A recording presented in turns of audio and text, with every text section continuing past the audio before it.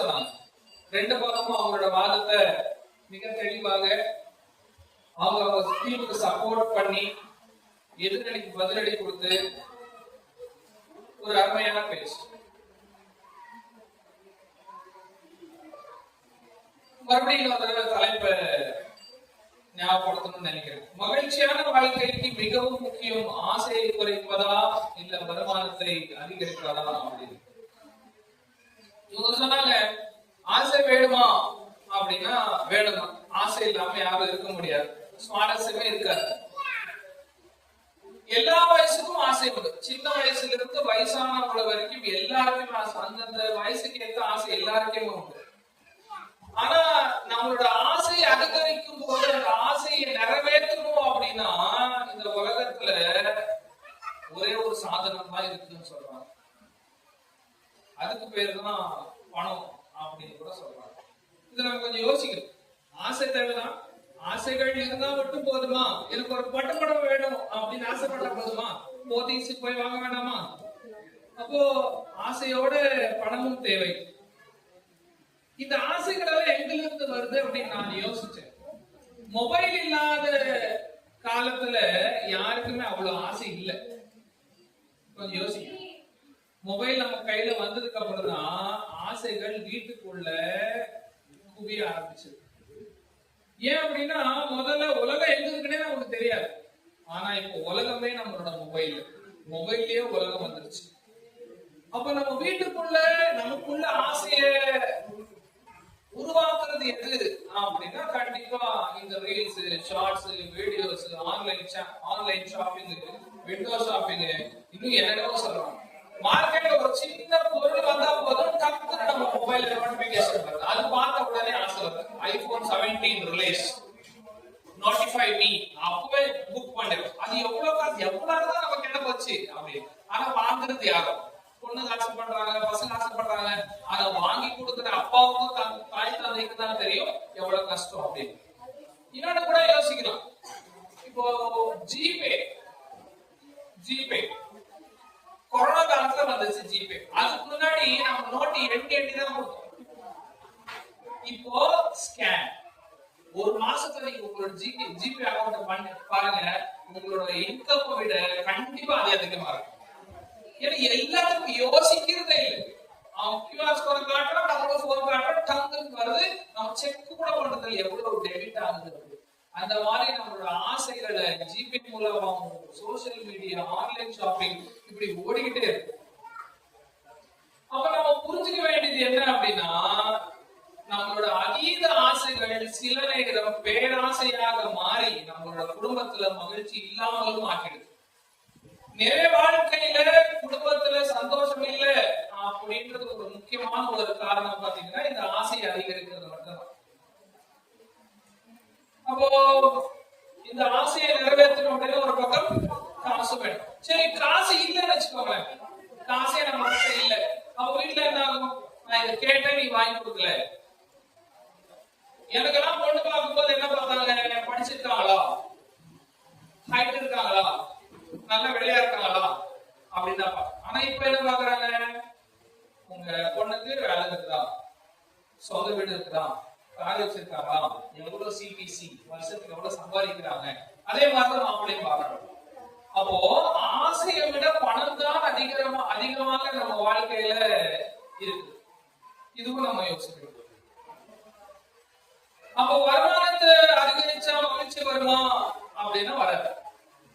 ஆசையை குறைச்சா மகிழ்ச்சி வருமானா அது வராது. அப்ப தீர்ப்பு என்னவா இருக்கும்? நான் கொஞ்சம் யோசிச்சேன். ஆசை என்றது நம்ம கண்ட்ரோல். ஆசைன்றது நம்ம ஆசைப்பட்ட பண்ணலாம், இல்லைன்னா தேடல. ஆனா வருமானம்ன்றது அடுத்தவங்களோட கண்ட்ரோல். ஏன் அப்படி சொல்றேன்னா, இப்போ ஒருத்தர் சம்பாதிக்கிறோம்னு வச்சுக்கோங்க. இப்ப நானே ஒரு டீச்சரா இருக்கேன், இல்ல மெர்சிடிஸ் பஸ்ல வேலை பார்க்கறோம், நம்ம சுந்தரத்துல பிரின்சிபல் கன்சல்டன்ட். சரி, எப்படி ஒரு 2 லட்சம் வருமா? 4 லட்சம் வருதா? அப்ப 4 டைம் வாங்குறாங்க. இவர் சரி ஒரு 3-4 வந்து எவ்வளவு இருந்துட்டு போடும். அந்த சம்பளம் அவருக்கு எப்படி கிடைக்குது அப்படின்னா அவரோட திறமை, அறிவு, அனுபவம் பொறுத்துதான் அவருக்கு சம்பளம்.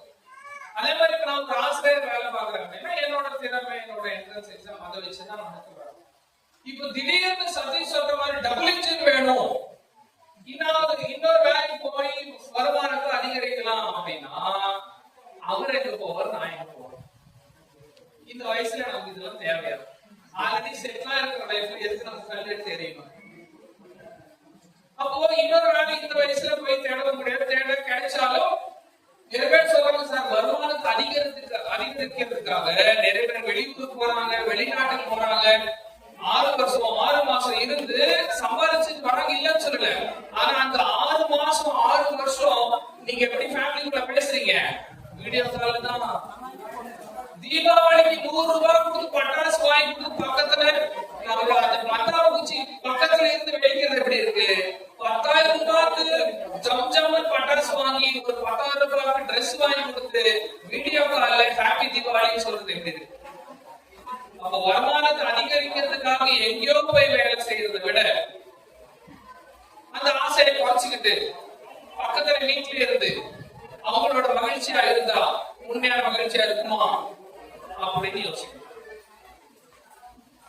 ஏன்னா நம்ம சின்ன சின்னதா கூடு கட்ட மாதிரி சின்ன சின்னதா கொஞ்சம் கொஞ்சமா சேர்த்து வாழ்க்கைய நல்லா வச்சிருக்கோம்.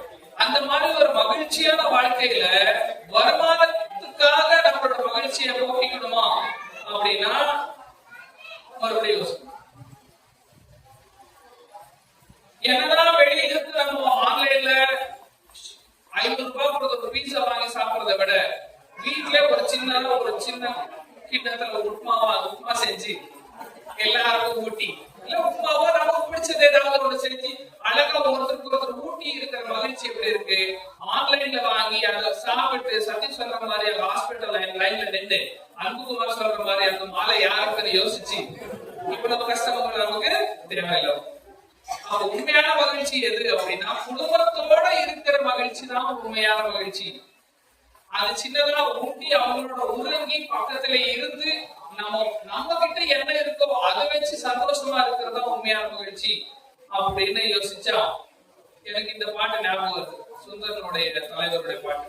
பச்சை கிளிகள் தோளோடு பாட்டு குயிலோ மணியோடு பூமிக்கு ஆனந்தத்தின் எல்லை இந்த சொந்தமில்லை சின்ன சிறு கூட்டுக்குள்ளே சொர்க்கம் இருக்கு சின்ன சின்ன அன்பில்தானே ஜீவன் இன்னும் இருக்கு பட்டாம்பூச்சி கூட்டத்திற்கு பட்டாயிருக்கு அப்படின்னு நம்ம சின்ன சின்னதா கூடி கட்டி வச்சிருக்கிற அந்த சின்ன வீட்டுல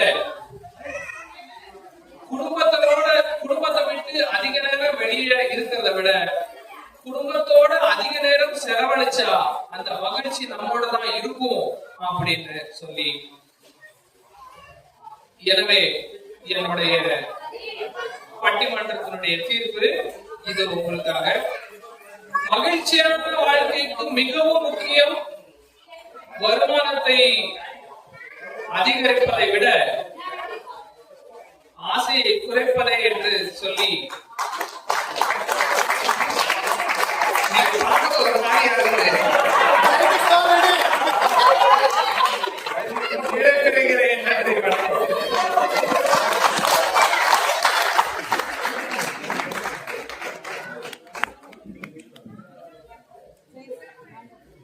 அனைத்து பேச்சாளர்களுக்கும் நன்றி. Over to the project chairman Munikrishna அவர்கள்.